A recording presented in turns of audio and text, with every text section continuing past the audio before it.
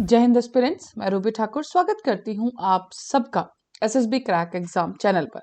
तो आज मैं आपसे बात करने आई हूं एक नए टॉपिक पर और आज का जो टॉपिक है that is related to death of Matthew Perry. तो इन एक्टर का नाम आप सब जानते होंगे। Is related to a Friends series जो कि काफी फेमस सीरीज रही है। तो इनके डेथ के पीछे का जो रीजन सामने है that was one drug that is called as ketamine और केटामाइन की डोजेज की वजह से ही उनकी डेथ हुई है।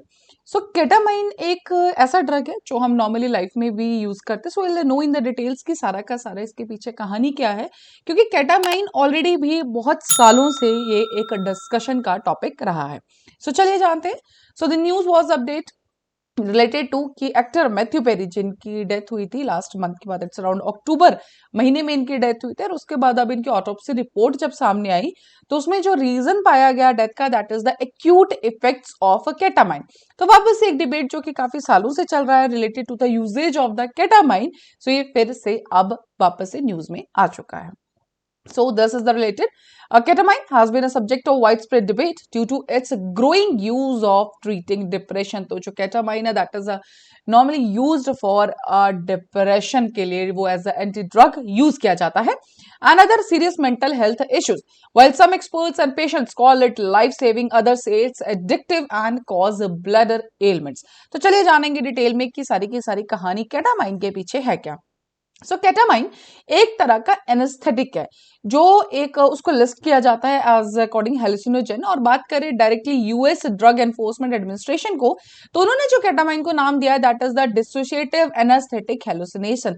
बिकॉज जैसे ही हम इस पर्टिकुलर जो भी अगर कोई पेशेंट इस केटामाइन को कंज्यूम करता है तो he just feels like a feeling of a detachment from the pain and environment. तो वो हेलुसिनेशन एक का समझ सकते हैं या जो बिल्कुल आप हम कहते हैं कि जो सामने पेशेंट है वो बिल्कुल अपनी जो सेंसेस से बाहर चला जाता है। So that is related to that. And US में सबसे पहला जो केटामाइन यूज किया गया था that was in 1960s and वो यूज किया गया था एनिमल्स के ऊपर एंड आफ्टर अ डिकेड ये ह्यूमंस के लिए भी अप्रूव कर दिया गया। आज के टाइम पे अगर हम बात करें तो केटामाइन सबसे ज्यादा यूज किया जाता है डिप्रेशन को ट्रीट करने के लिए, मेंटल इलनेस को ट्रीट करने के लिए।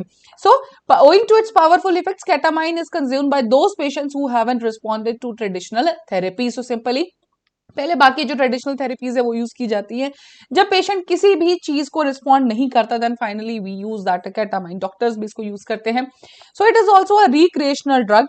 Mental illness patient usually take ketamine, तो इसको नेजल स्प्रे के द्वारा, इंजेक्शंस के द्वारा इसको लिया जा सकता है। सो वंस और twice a week, 6 to 8 weeks में इसको कंटिन्यूसली रखा जाता है कि वापस से अगर जैसे कोई रिस्पॉन्ड करना शुरू कर, कोई नॉर्मली हील करना शुरू कर जाए इन सब चीजों से, चाहे वो डिप्रेशन का है चाहे कोई मेंटल इलनेस है, तो उसके बाद इसको रोका जाता है। When it comes to the recreational purposes, it is consumed by snorting a white crystalline powder. Ketamine can also be injected or smoked. तो ये सारी की सारी चीजें हमने बात करी रिक्रिएशनल पर्पस में as a white crystalline powder इसको यूज किया जाता है। Nasal spray of course as a liquid इसको यूज किया जाएगा।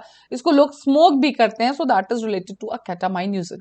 बात करें इसके इफेक्ट्स क्या हैं, तो during treatment sessions patients experience pleasant visualizations accompanied by a sense of existing outside themselves and melding with the universe. So simple सी वजह कि हेलुसिनेशन का कंसेप्ट होता है वही एक पेशेंट एक्सपीरियंस करता है जब इसके साथ केटामाइन के साथ ट्रीटमेंट चलती है। It is also noted that the ketamine garnered popularity as it affects brain receptors. पाया ये गया था, कब ये सबसे ज्यादा पॉपुलर हुआ था, जब ये पाया गया कि जो हम एक normal traditional anti depressants use करते हैं वो उन ब्रेन रिसेप्टर्स को टारगेट नहीं करता है जो कि एक केटामाइन टारगेट करता है ब्रेन रिसेप्टर्स को। जब ये चीज पाई गई, जब ये स्टडी में आया, उसी के बाद ही केटामाइन को डिप्रेशन और मेंटल इलनेस के लिए इतना हैवीली यूज किया जाने लगा। If taken in high doses, the anesthetic quality of ketamine becomes more pronounced. जैसे कि हम जानते हैं access to anything is always injurious to you all. So उसी के ऊपर बात की गई है कि अगर इसको बहुत ज्यादा हाई डोजेज में ले लिया जाए तो इसकी जो एनेस्थेटिक जो इसकी प्रॉपर्टीज है जो कभी आपके लिए लाइफ सेविंग हो सकता है या as a treatment as a drug prove हो सकता है, वहीं ये हानिकारक भी हो सकता है। साथ ही सब में find it difficult to move and may feel numb, बिल्कुल नम हो जाती है बॉडी, इंसान नहीं चल पाता है अगर बिल्कुल हाई डोजेज में इंसान चला जाए। Can experience more graphic hallucinations. Some doctors, कुछ डॉक्टर्स ने तो इसको कहा है कि अगर इसको मेडिसिनल पर्पज से लिया जाए तो ये बिल्कुल सही है, केटामाइन सेफ है, लेकिन अगर जितना प्रिस्क्राइब्ड आपको दिया गया है डॉक्टर के थ्रू उसी क्वांटिटी में अगर आप लेते हैं then it is very very good and as a life saving drug for treating mental illness या फिर डिप्रेशन के रिलेटेड।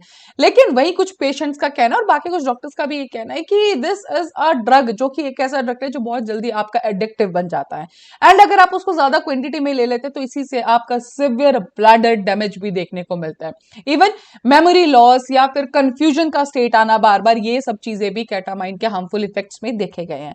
हालांकि इस टाइम पे बात सारी की सारी ये है कि इतना ज्यादा प्रोलॉन्ग, बहुत टाइम से हम केटामाइन की हमने बात की 1960s में हमने यूज किया था एनिमल्स पे, 1970s से हम इसको यूज कर रहे हैं for the depression, anti depression drug की तरह, मेंटल इलनेस की तरह, लेकिन फिर भी आज हमारे पास एक प्रॉपर ऐसी कोई रिसर्च नहीं है कि ये प्रॉपरली सेफ है या नहीं।